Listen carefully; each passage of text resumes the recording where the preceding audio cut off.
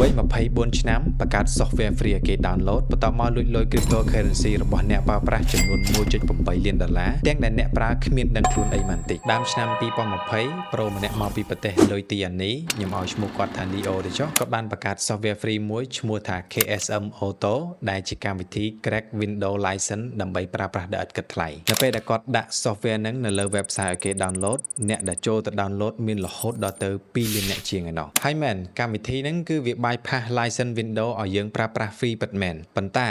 នៅពេលដែលយើងដំឡើងកម្មវិធីនឹងនៅក្នុងកុំព្យូទ័ររបស់យើងហើយវានឹងដើរតួនាទីដូចជាជនបង្កប់ជា spy នៅក្នុង background កុំព្យូទ័ររបស់យើងហើយធ្វើការទាំងដែលយើងមិនដឹងខ្លួនសោះតែម្ដងហើយរបៀបដែល Leo hack យកលុយគេហ្នឹងគឺចេះនៅពេលដែលជនរងគ្រោះចង់ផ្ញើលុយទៅកាន់នរណាម្នាក់គាត់ត្រូវការមានអាស័យដ្ឋាន crypto wallet ហ្នឹងដើម្បីយកមកដាក់នៅកន្លែង receive អញ្ចឹង crypto wallet ហ្នឹងគឺវាប្រៀបបានទៅនឹងកុងធនាគាររបស់យើងឬក៏លេខទូរស័ព្ទរបស់យើងប៉ុន្តែតោះនៅត្រង់ថាអាស័យដ្ឋាន wallet cryptocurrencyគឺវាមានអក្សរមានលេខអញ្ញៃច្រើនណាស់យើងអាចចាំបានទេគឺមានតែយើង save វាទុកកន្លែងណាមួយបន្ទាប់មកយើង copy យកមកផាសចូលតែម្ដងអញ្ចឹងនៅពេលដែលជនរងគ្រោះទៅ copy អាស័យដ្ឋានដែលគាត់ចង់ផ្ញើលុយទៅហ្នឹង KSM Auto វានឹងប្រើវិធី attack មួយដែលគេហៅថា Clipper malware តែវានឹងទៅលួចបដូរអាស័យដ្ឋានដែល copy ហ្នឹងពេលដែលយើង copy ហ្នឹងវាបដូរអាស័យដ្ឋានដើមទៅជាអាស័យដ្ឋានរបស់ hacker របស់ Leo ហ្នឹងវិញដូច្នេះនៅពេលដែលជនរងគ្រោះទៅផាសចូលកន្លែងគាត់ដាក់ផ្ញើទៅហ្នឹងហើយដាក់ចំនួនលុយចុចផ្ញើ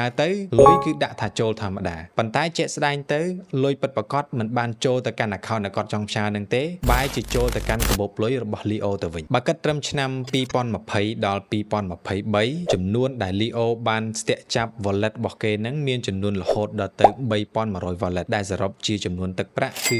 $1.8 លានហើយនៅក្នុងនឹងមានជនរងគ្រោះ8នាក់ដែលជាជនជាតិកូរ៉េក្នុងនោះក៏មានម្នាក់ដែលជាសិស្សសាកលវិទ្យាល័យគាត់បានបាត់ Bitcoin ចំនួន1កាក់ដែលកន្លងពេលហ្នឹងគឺតម្លៃវាស្មើនឹង12 លានវ៉ុនហើយគោលបំណងគាត់ថាផ្ញើឲ្យសង្សារទេប៉ុន្តែពេលចុចផ្ញើទៅមិនមែនទៅសង្សារណាទៅចូលកាបូបលុយ Leo បាត់ដូច្នេះករណីនេះធ្វើឲ្យក្រុមប៉ូលីសស៊ើបអង្កេតរបស់ប្រទេសកូរ៉េមានការចាប់អារម្មណ៍ខ្លាំងមែនទែនដោយសារតែករណីអ្នកដែលមកប្តឹងហ្នឹងគឺវាដូចគ្នាមែនទែនដូច្នេះក្រុមស៊ើបអង្កេតក៏បានជីកកកាយឬគល់មើលទៅក៏បានឃើញថាអ្នកទាំង8នាក់ហ្នឹងប្រើប្រាស់កម្មវិធី KSM Auto ដែល crack Windows license ហ្នឹងដែលជាកម្មវិធីដែលគេមិនណែនាំឲ្យប្រើនោះទេហើយជនរងគ្រោះមិនមែននៅតែប្រទេសកូរ៉េទេគឺមានសឹងតែទូទាំងពិភពលោកតែម្ដងអញ្ចឹងហើយបានជាក្រុមប៉ូលីសនៃទ្វីបអឺរ៉ុបយើងហៅថា Europol និងប៉ូលីសពីប្រទេសលុយទីអានីសហការគ្នាជាមួយនឹងក្រុមស៊ើបអង្កេតប៉ូលីសរបស់ប្រទេសកូរ៉េធ្វើការយ៉ាងស្វិតស្វាញមែនទែនតាមដានករណីនឹងយ៉ាងល្អិតល្អន់ខ្លាំងមែនទែនមកដល់ខែធ្នូឆ្នាំ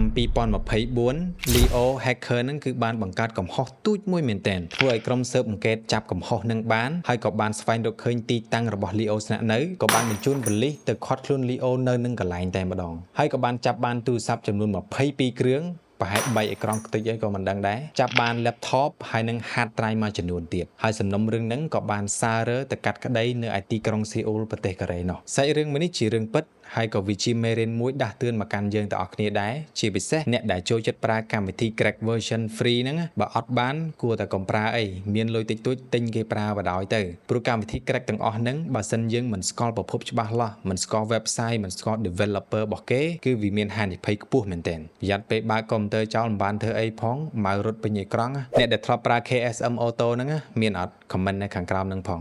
follow ផង